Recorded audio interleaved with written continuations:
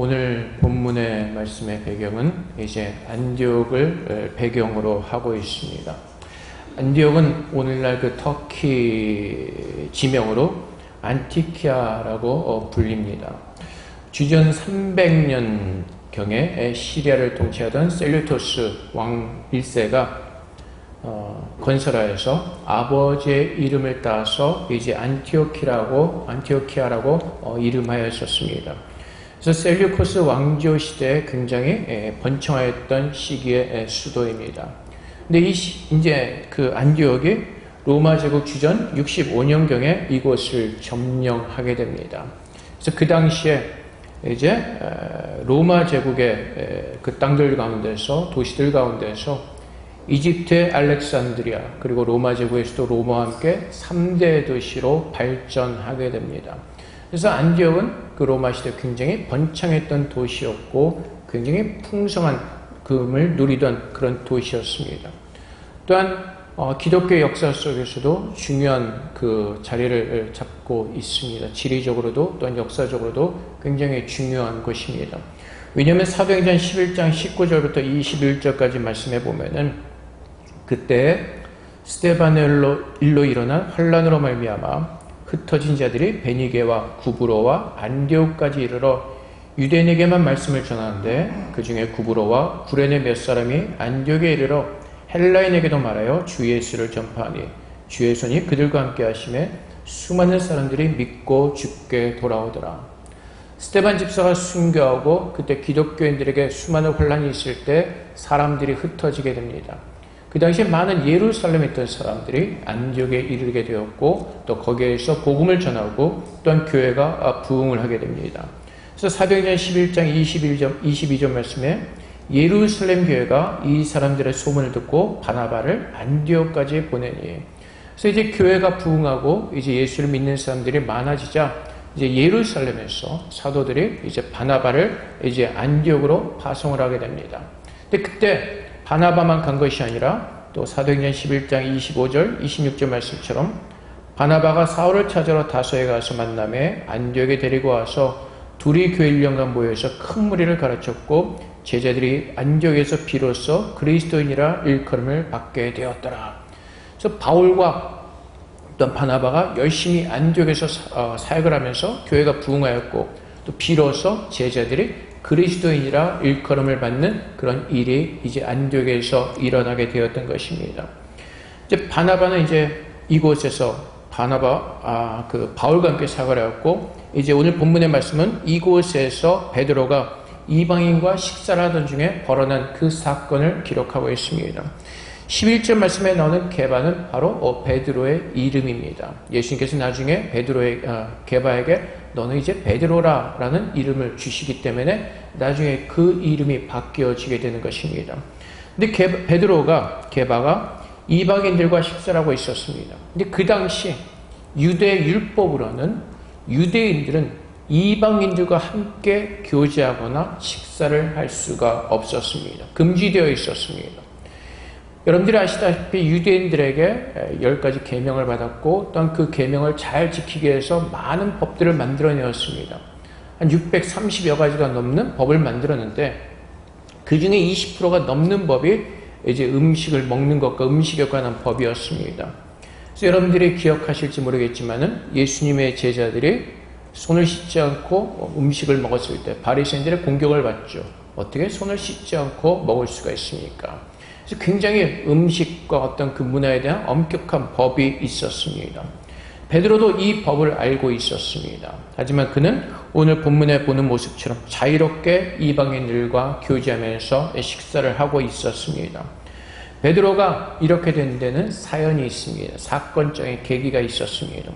사도행전에 보면은 이제 고넬료라는 사람이 나옵니다. 가이사라에 있던 그 백부장이었던 고넬료가 나오는데 굉장히 경건한 사람이었습니다. 그가 기도할 때 하나님께서 사자를 보내셔서 욥바에 있는 베드로를 청하라고 말씀하십니다. 또 마찬가지로 그 동시에 이제 베드로가 육시경에 기도를 하려고 하는데 시장하였습니다. 배가 고파지기 시작했습니다. 근데 하늘에서 환상을 보니까 바구니가 내려왔는데 그 바구니 안에 그 당시 유대 율법으로 부정하게 이렇게 된 동물들이, 그 짐승들이 있었습니다. 하늘에서 음성이 납니다. 잡아 먹어라. 그때 베드로가 대답을 하죠. 내가 부정한 것을 먹을 수가 없습니다. 그랬더니 하늘에서 음성이 드십니다. 하나님께서 깨끗하게 하신 것을 속되게 말라. 3번 이 사건이 일어난 후에 이제 고넬료가 보낸 사람들이 베드로에게 도착을 합니다. 그래서 하나님께서 두려워하지 말고 그들과 함께 고넬료에게 가라고 말씀하십니다. 그래서 베드로가 이제 고넬료의 집에 도착했을 때 이제 하나님께서 은혜 주심을 보면서 그가 이렇게 고백을 합니다.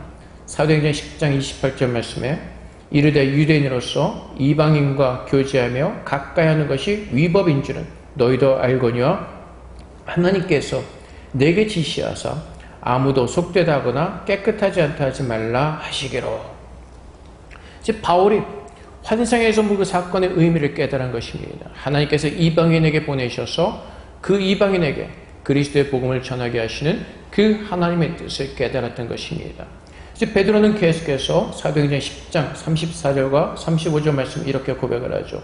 베드로가 입을 열어 말하되 내가 참으로 하나님은 사람의 외모를 보지 아니하시고 각 나라 중 하나님을 경외하며 의를 행하는 사람은 다 받으시는 줄을 깨달았도다 라고 고백하면서 이제 베드로는 하나님의 그 구원의 풍성한 은혜 속에서 이방인들과 교제를 시작하였습니다.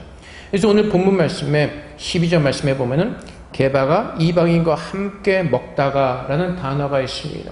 이 먹다가라는 단어는 그 시간에 한 번만 그렇게 먹었던 것이 아니라 베드로는 계속해서 지속적으로 이방인과 교제하고 있었다는 그 사실을 가르쳐 주고 있습니다. 베드로는 그렇게 자연스럽게 이방인들과 교제하며 먹고 마셨습니다. 근데 어떤 사건이 일어나죠? 12절 초반에 보면 야고보에게서는 어떤 이들이 이르기 전에 야고보에게서 어떤 사람들이 도착했다라고 이제 도착할 것이다라고 성경은 증거합니다. 근데 그 야고보에게서 온 사람들이 진짜 야고보가 보낸 사람인지 아니면 야고보가 보냈다고 자칭해서 온 사람들인지 우리는 구별해 볼 필요가 있을 것입니다. 근데 사도행전 15장 1절과 2절 말씀에 보면은 어떤 사람들이 유대로부터 내려와서 이제 안디옥에 내려왔다는 것입니다. 형제들을 가르치되 너희가 모세의 법대로 할례를 받지 않으면 능히 구원을 받지 못하리라 하니 바울 및 바나바와 그들 사이에 적지 않은 다툼과 변론이 일어난지라. 형제들이 이 문제에 대하여 바울과 바나바 및 그 중에 몇 사람을 예루살렘에 있는 사도들과 장로들에게 보내기로 작정하니라. 그래서 이제 바나바와 바울을 보내서 예루살렘의 사도들의 의견을 듣기로 했습니다. 그 당시에 사도행전 15장 22절부터 25절까지 말씀에 이에 사도와 장로와 온 교회가 그 중에서 사람들을 택하여 바울과 바나바와 함께 안디옥으로 보내기를 결정하니 곧 형제 중에 인도자인 바사바라는 유다와 실라더라. 그 편에 편지를 붙여 이르되 사도와 장로된 형제들은 안디옥과 수리와 길리기아에 있는 이방인 형제들에게 문안하노라. 들은즉 우리 가운데서 어떤 사람들이 우리의 지시도 없이 나가서 말로 너희를 괴롭게 하고 마음을 혼란하게 한다 하기로 사람을 택하여 우리 주 예수 그리스도의 이름을 위하여 생명을 아끼지 않은 자인 우리가 사랑하는 바나바와 바울과 함께 너에게 보내기를 만장일치로 결정하였노라. 이 말씀처럼 유대에서 내려온 사람들이 있었습니다. 그리고 율법을 강조합니다. 너희들이 예수를 믿어서 구원을 얻는 것이 아니라 모세의 율법대로 할례를 행하고 율법을 지켜야지 구원을 얻는다고 가르치는 사람들이 있었습니다. 그래서 그 당시에 바나바와 그 바울을 예루살렘에 보냈을 때 사도였던 야고보도 그 자리에 있었을 것입니다. 그래서 야고보도 그 모든 일들을 알고 있었기 때문에 오늘 등장하는 야고보에서 어떤 이들은 야고보가 보낸 사람들이 아니라 사도행전 15장 초반에 나왔던 어떤 사람들이 내려와서 율법을 가르쳤던, 그래서 예수를 믿음으로만 구원을 얻는다는 그 진리를 왜곡하며 사람들을 미혹해 했던 거짓된 사람들인 것을 우리는 깨달을 수가 있습니다. 그 유대교 율법을 지키지 않은 사람들이 내려왔을 때 이제 베드로가 식사를 하면서 그 소리를 들었을 것입니다. 그런 사람들이 오고 있다. 그래서 아마 베드로는 그 사람들과 논쟁을 피하기 위해서 그 자리를 벗어났을 수도 있습니다. 그런데 문제가 생겼습니다. 베드로가 피하면서 함께 있던 유대인들도 같이 자리를 뜨게 되었고, 또 바나바도 그 자리를 뜨게 되었습니다. 논쟁을 피하기 위해서 자리를 피한 것은 괜찮았을지 모르지만은 거기 남아있던 이방인들에게 잘못된 오해할 수 있는 메시지를 남기게 된 것입니다. 율법을 지키지 않으면 안 되는가 보다. 베드로가 그 자리를 피한 것은 바로 율법을 주장하는 그 사람들을 피해서 도망한 것입니다.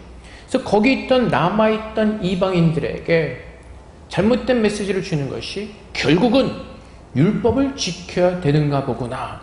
그래서 베드로가 그 율법을 주장하는 사람들을 무서워해서 피해서 도망갔구나라는 잘못된 메시지를 줄 수가 있었던 것입니다. 그래서 바울이 그래서 베드로를 책망하게 되는 것입니다. 베드로가 바울의 사도 직분을 가진 자로서는 선배일 수도 있습니다. 그럼에도 불구하고 바울은 그 사건의 중요성을 알기 때문에, 또한 이방인들에게 복음에 관한 잘못된 오해를 줄 수가 있기 때문에 바울은 그 자리에서 베드로에게 대면하면서 그의 잘못을 지적하고 있는 것입니다. 그래서 14절 말씀에 보면 복음의 진리를 따르지 않고 바르게 행하지 아니함을 보고 모든 자 앞에서 개발하기를 내가 유대인에서 이방에 따르고 유대인답게 살지 않으면서 어찌하여 억지로 이방인을 유대인답게 살게 하려느냐라고 책망합니다. 이 말씀이 무슨 말씀인가 하면은 베드로는 깨달았죠. 사도행전 10장 34절 35절 말씀처럼 하나님의 은혜로 베드로가 입을 열어 말하되 내가 참으로 하나님은 사람의 외모를 보지 아니하시고 각 나라 중 하나님을 경외하며 의를 행하는 사람은 다 받으신 줄 깨달았도다. 베드로는 이 진리를 깨달았습니다. 그래서 베드로는 자유스럽게 이방에 있던 고넬료와 어울릴 수 있었고 다른 안디옥에는 이방인들과 어울릴 수 있었습니다. 그 당시에 유대인들은 어땠다고요? 이방인들과 함께 교제할 수 없었어요. 법으로 금지되었습니다. 근데 베드로는 유대인이었음에도 불구하고 그는 자연스럽게 이방인들과 교제하며 유대인처럼 살지 않았습니다. 바울이 지금 주장하는 것이 바로 이것입니다. 내가 유대인으로서 이방인을 따르고 유대인답게 살지 아니하면서 네가 그렇게 살았는데 왜 갑자기 이방인을 유대인답게 살게 하느라 말이 어렵네. 이방인을 유대인답게 살게 하려고 그런 잘못된 모습을 보이냐는 것입니다. 어떤 모습이요?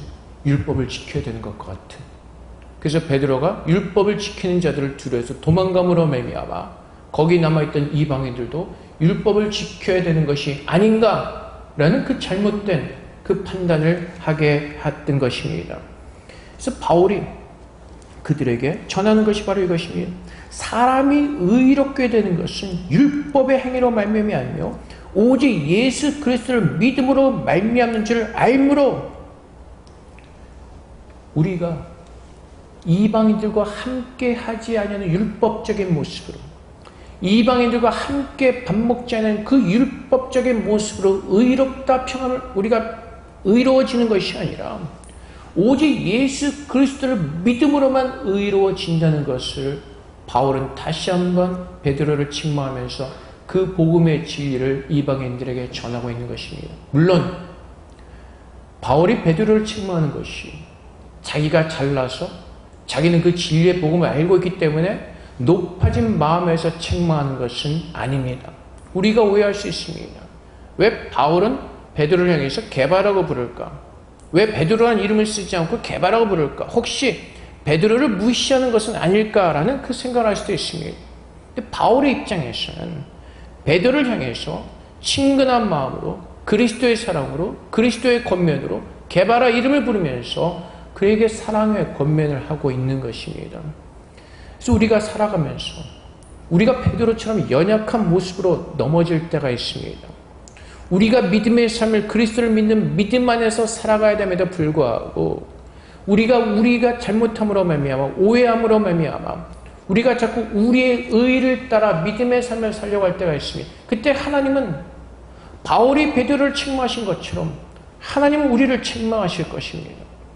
우리가 잘못된 길로 갈 때 하나님은 사랑의 권면으로 우리를 책망해 주실 것입니다. 그때 우리는 어떻게 돌아가야죠? 베드로가 바울의 책망을 들었을 때 따지지 않았을 것입니다. 네가 뭔데? 내가 너보다 먼저 사도로 부름을 받았고 내가 그리스도와 함께 다녔고 내가 너보다 더 윈데 이러면서 바울에게 오히려 공격하지 않았습니다. 베드로는 바울의 책망을 감사하게 받아들였을 것입니다. 그리고 그는 이방인들 앞에서 참된 진리의 모습을 믿는 그 예수 그리스도를 믿는 모습으로 그는 회개하고 돌이켰을 것입니다. 이것이 하나님의 말씀의 권면을 받는 사람들의 모습인 것입니다. 때로는 우리가 연약함으로 말미암아 그리스도의 말씀으로 권면을 받을 때가 있습니다.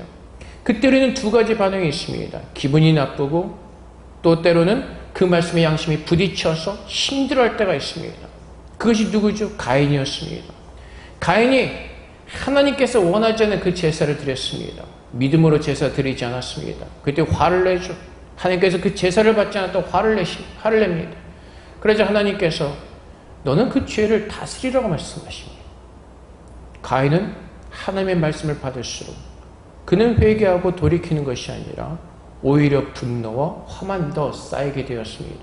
그래서 결과는 어떻게 되었습니까? 자기의 동생 아벨을 죽이게 됩니다. 근데 다윗은 어떻죠? 하나님께로부터 그 죄가 책망받을 때 다윗은 하나님 앞에 고백합니다. 내가 죄인입니다. 내가 잘못했습니다. 그리고 회개하고 하나님 앞에서 돌이키는 그 모습을 우리에게 보여주고 있습니다. 우리도 마찬가지입니다. 하나님의 그 책망이 우리에게 임할 때 우리가 하나님을 믿는 믿음 안에서 사는 것이 아니라 우리도 모르게 우리의 의로움으로 살아 내려갈 때 하나님의 말씀으로 책망을 받을 수가 있습니다. 근데 그 말씀이 임할 때 하나님 앞에서 겸손함으로 돌이켜서 하나님 믿는 믿음으로 우리는 돌이켜야 될 것입니다. 그것이 하나님께서 기뻐하시는 거룩한 사람들의 모습인 것입니다. 그래서 바울이 게바를 책망함으로 말미암아 이방인들에게 전하는 메시지가 무엇입니까? 너희가 거룩함으로 율법으로 말미암아 그리스도의 공동체에 들어오는 것이 아니라 오직 예수를 믿는 믿음으로 말미암아 공동체에 들어오는 것이라고 가르쳐주고 있는 것입니다. 우리 어떤 의나 우리 열심의 모습이 아닌 오직 예수를 믿는 믿음이 있을 때 우리는 모두가 그리스도를 믿는 공동체로서 그 안에서 하나님께 주시는 놀라운 은혜를 누릴 수 있다고 우리에게 축복해 주시는 것입니다. 보통 이런 사람들이 있습니다. 교회 나오기 전에 내가 죄가 많아서요. 나는 이것을 고치지 못했어요. 나는 아직 기도하지 않았어요. 나는 아직 말씀을 잘 몰랐어요. 그래서 교회 공동체로 들어오기를 굉장히 꺼려하는 사람들이 있습니다. 근데 그 모습이 무엇이라고요? 내 조건을 가지고 들어오려는 사람이라는 것입니다. 베드로가 식사하는 도중 자리를 뜸으로 말미암아 이방인들에게 주었던 잘못된 메시지가 무엇이라고요? 조건을 가지고 주님의 은혜 속으로 들어온다는 것입니다. 근데 우리도 모르게 자꾸 그 조건을 가지고 주 앞에 나아갈 때가 있습니다. 하나님, 내가 이렇게 기도를 많이 합니다. 하나님, 내가 이렇게 말씀을 많이 봅니다. 그래서 우리의 조건을 가지고 나와서 우리의 열심으로 하나님을 설득하려고 할 때가 참 많이 있습니다. 근데 바울이 그런 사람들에게서 주시는 말씀이 뭐라고요? 너희는 오직 믿음으로 나오라고 말씀하시는 것입니다. 믿음으로. 그래서 우리 공동체에서 어떤 사람이 공동체로 들어오려고 할 때 너희는 하루에 얼마씩 기도하지 않으면 하루에 얼마큼 말씀을 묵상하지 않으면 너희가 이렇게 거룩하게 살지 않으면 우리 공동체에 들어올 수 없습니다. 라고 우리의 율법으로 그들을 배척하지 않습니다. 또 어떤 사람들은 공동체로 들어오려고 할 때 내가 말씀을 너무 많이 몰라서 내가 기도하지 못해서 그 내 조건을 가지고 들어오려 머뭇거리는 사람들에게 오늘 바울을 통해서 주님께서 말씀하시는 것입니다. 오직 믿음으로 그리스도와 하나가 되어서 그분께서 우리를 바꾸시도록 우리는 자유함을 누리면서 그분 앞에 나와 구하라고 말씀하시는 것입니다. 내가 하는 것이 아니라 내가 율법으로 의로워지는 것이 아니라 오직 하나님의 은혜로만 우리는 의로워지기 때문에 그렇습니다. 창세전에 예수 그리스도 안에서 하나님께서 우리를 향해 가지신 선하신 뜻이 있었습니다. 무엇이죠? 거룩하고 흠이 없게 하시려고 우리를 부르셨다는 것입니다. 그리고 하나님께서는 그것을 이루기 위해서 오늘도 쉬지 않고 일하신다고 빌립보서 말씀을 통해서 우리에게 전해주고 계십니다. 주님 앞에 나올 때 우리의 마음은 나의 연약함을 고백하면서 그 연약함을 고치실 분은 예수 그리스도밖에 없음을 깨닫고 그 진리를 믿음으로 하나님 앞에 나와 우리는 구하는, 간절히 기도하는 그 믿음을 가지고 살라고 말씀하시는 것입니다. 그래서 그리스도를 믿는 믿음으로 산다는 것은 하나님께서 나를 위해서 십자가에서 죽게 하시고 나를 권하신 그 주님께서 오늘 내 안에 임재하셔서 그 진리 안에서 살도록 하게 하신 그 하나님의 은혜를 따라서 내 연약함의 조건을 내가 픽스하려고 하는 것이 아니라 주님 앞에 나와서 그리스도께서 나를 새롭게 하시기를 간절히 믿는 믿음으로 서는 것입니다. 그것이 예수를 믿는 사람들의 모습인 것입니다. 우리는 자꾸 우리의 조건을 가지고 나오려고 합니다. 그래서 자유함이 없습니다. 내가 무엇을 늘 부족하고 내가 이렇게 늘 발전이 없는 나의 연약한 모습 때문에 우린 늘 마음에 불편함이 있습니다. 나는 왜 안 될까? 나는 왜 이것밖에 안 될까? 그 믿음의 중심을 나에게 두고 있기 때문에 그렇습니다. 내가 하나님께서 기뻐하시는 모습을 내가 이루려고 하기 때문에 그렇습니다. 주님께서 뭐라고 말씀하시면 다 내게로 오라고 말씀하십니다. 내가 너희를 쉬게 할 것이라고 말씀하시고 내가 너에게 짐을 지는 법을 가르쳐 주실 것이라고 말씀하십니다. 그래서 우리가 주님 앞에 나올 때 내가 어떠한 모습을 가지고 어떠한 조건을 가지고 주 앞에 나올까 걱정하고 근심하고 염려하는 것이 아니라 주님 앞에 나와서 듣는 것입니다. 하나님, 내가 어떻게 하기를 원하십니까? 내가 어떠한 모습으로 주 앞에 서기를 원하십니까? 그래서 교회에서 여러분들을 인도하는 대로 여러분들은 순종하는 삶을 살면은 하나님께서 그 순종을 통해서 여러분을 바꿔가시는 그 하나님의 능력과 하나님의 은혜와 하나님의 그 거룩하신 임재하심을 우리는 깨닫고 누리게 될 것입니다. 근데 우리가 자꾸 우리의 조건과 우리의 열심을 가지고 나와서 내 믿음을 가지고 살려고 하다 보니까 늘 내 마음에 불편함이 있습니다.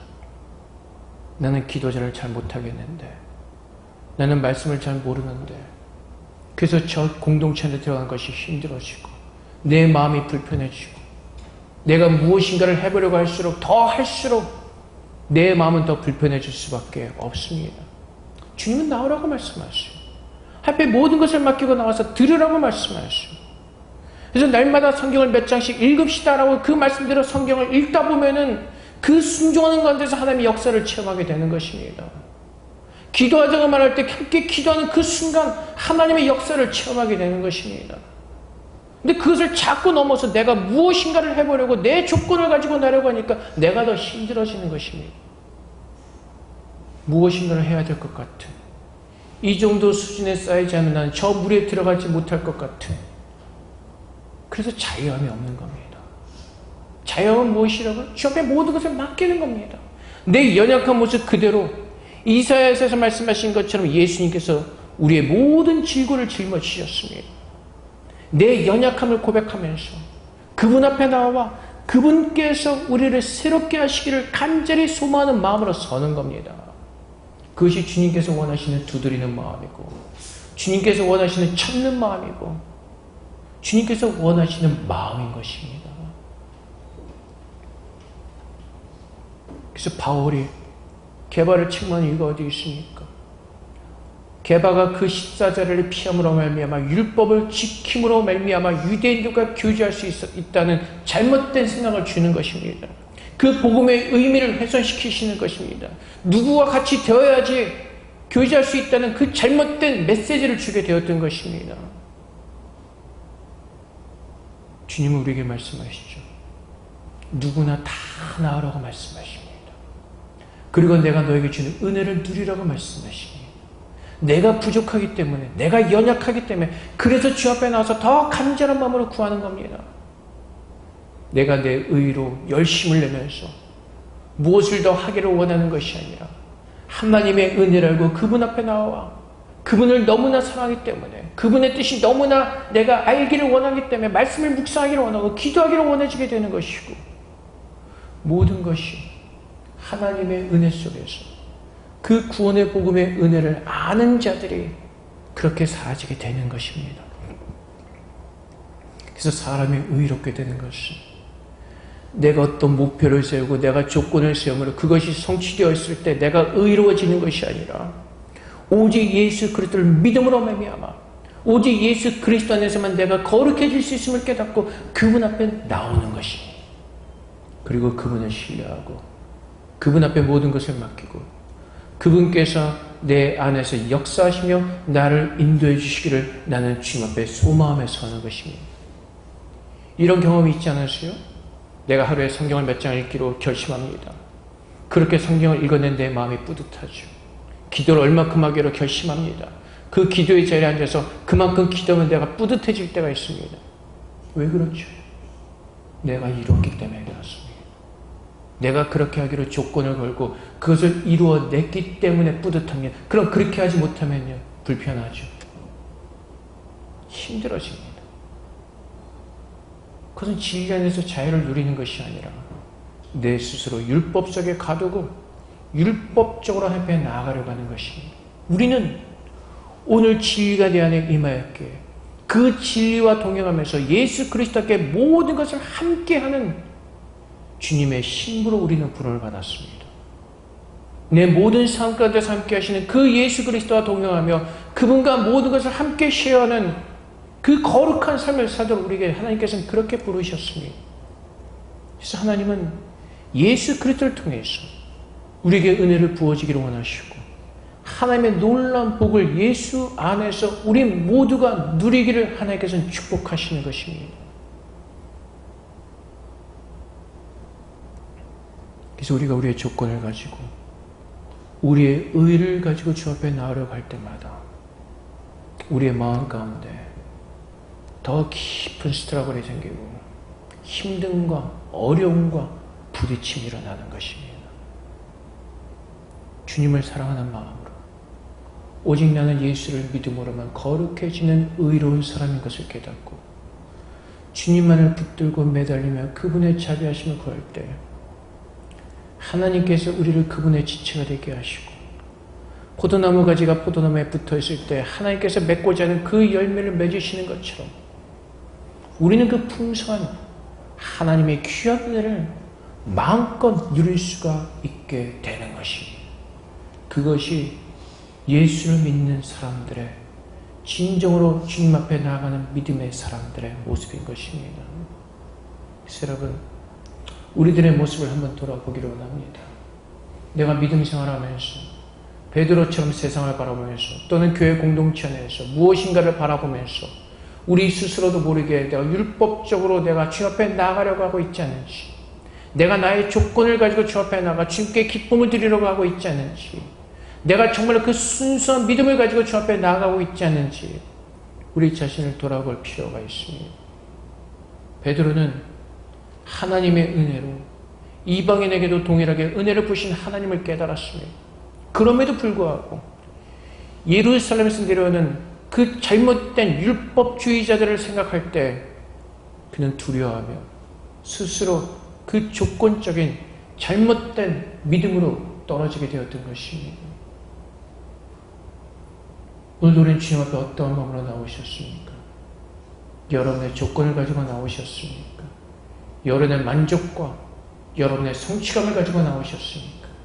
아니면 나의 복의 근원 되시는 하나님만이 오늘 나를 새롭게 하시고 나를 아름답게 하실 분임을 믿고 그분을 신뢰하고 그분만을 바라보는 그분만을 사랑하는 그 마음을 가지고 나오셨습니까? 예수를 믿는다는 것은 오직 그분께 능력이 있음을 고백하는 것입니다. 예수를 믿는다는 것은 오직 그분의 능력으로만 우리가 새로워지고 구원을 얻는다는 그 사실을 믿는 믿음 안에 서는 것입니다. 사랑하는 성도 여러분, 주 앞에 가지고 있던 여러분의 모든 조건들을 내려놓으시고 주님께서 무엇을 원하시는가? 주님께서 무엇을 기뻐하시는가?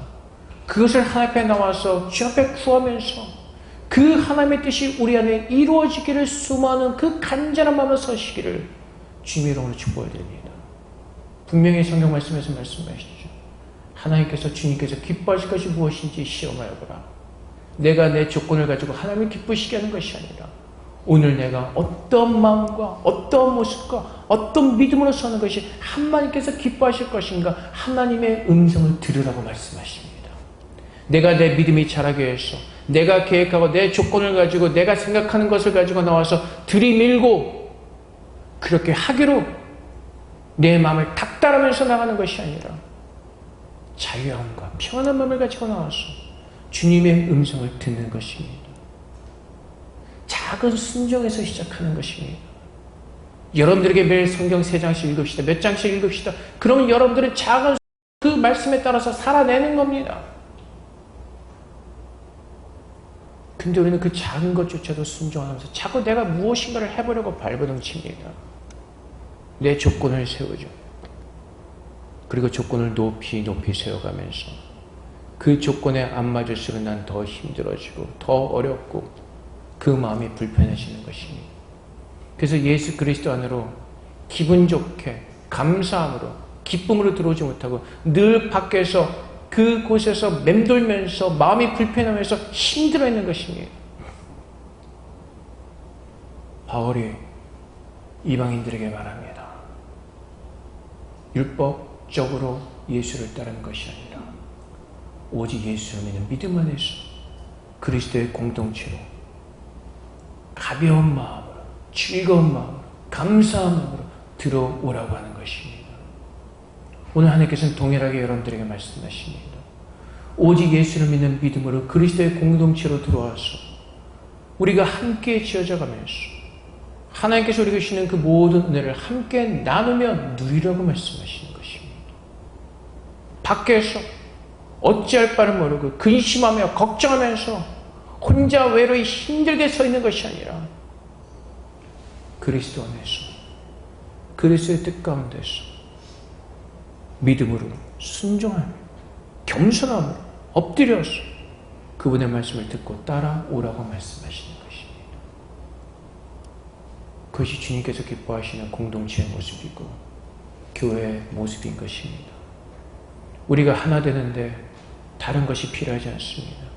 내가 얼만큼 기도하고 내가 얼만큼 성경 말씀을 알고 있고 지식적으로 알고 있고 그것이 중요한 것이 아니라 지금 내 마음 가운데 참으로 예수를 믿는 믿음이 있는가 주님은 그 믿음을 보기를 원하시는 것입니다. 그 믿음을 통해서 하나님은 역사하실 것이고 그 믿음을 통해서 하나님은 우리를 구원하기를 기뻐하시고 그 믿음을 통해서 하나님께서 기뻐하시는 그 거룩한 사람으로 우리를 만드실 것이기 때문에 그렇습니다.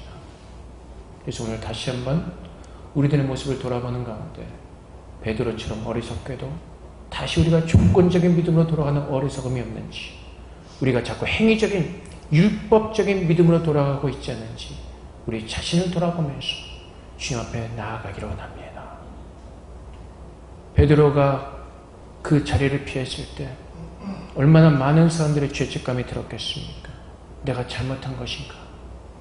율법적이고 내가 살지 못한 것이 죄책감이 들어지고 힘들어지고 근데 바울은 분명하게 말합니다. 오직 예수를 믿는 믿음 안에 사는 것이라고 바울은 우리에게 정확하게 그 복음의 진리를 권면하고 있습니다. 이승희 주 앞에 나갈 때마다 감사함으로 나가는 것입니다.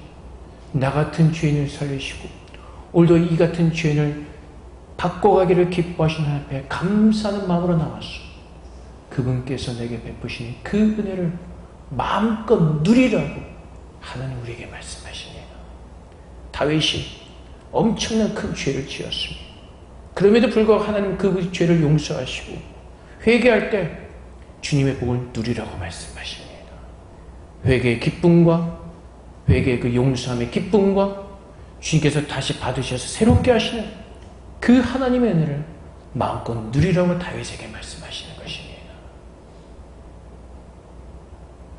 구원의 조건이 내게 있는 것이 아니라 오직 하나님의 자비와 하나님의 은혜에 있기 때문에 그렇습니다.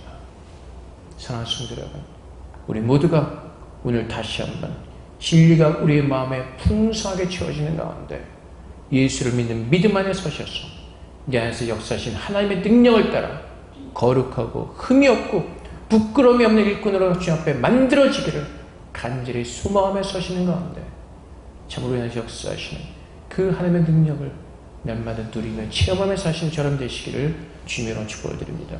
함께 기도하겠습니다. 오직 내 삶이 예수 믿는 삶을 살게 하여 주시옵소서. 예수를 믿는 삶이 무엇인지를 분명하게 깨닫게 하셔서 우리가 어리석게도 율법적으로 돌아가는 것이 아니라 내 조건을 가지고 주 앞에 나오는 것이 아니라 참으로 하나님을 사랑하는 예수 믿는 믿음 안에서 주 앞에 나올 수 있도록 그렇게 우리를 인도해 달라고 우리 앞에 기도하며 나가도록 하겠습니다. 기도하겠습니다.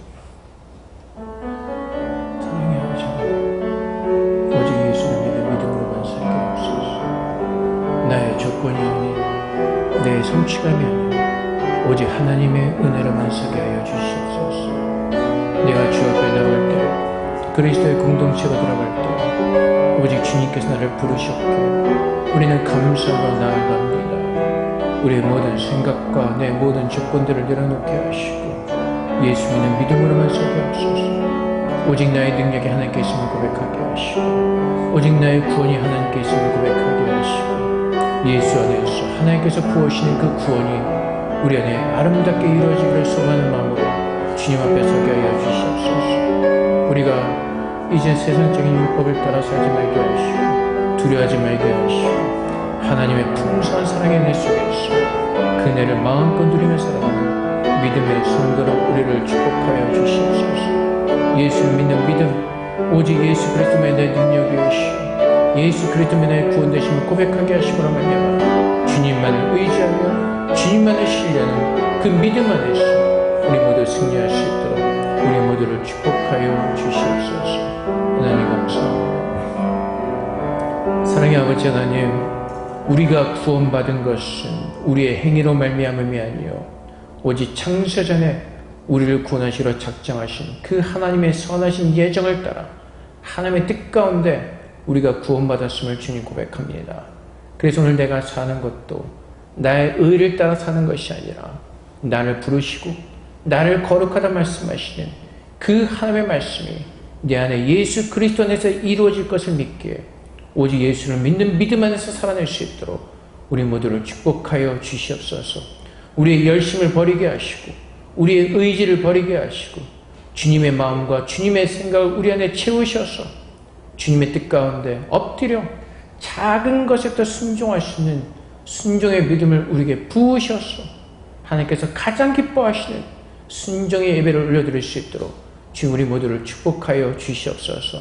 우리의 생각과 우리의 결단과 우리의 의지와 내가 들어간 모든 것들을 주님 앞에 내려놓고 오직 진리이신 예수님께서 우리 안에 임재하셔서 그리스도의 뜻을 따라 우리를 깨닫게 하시고 인도하여 주시옵소서.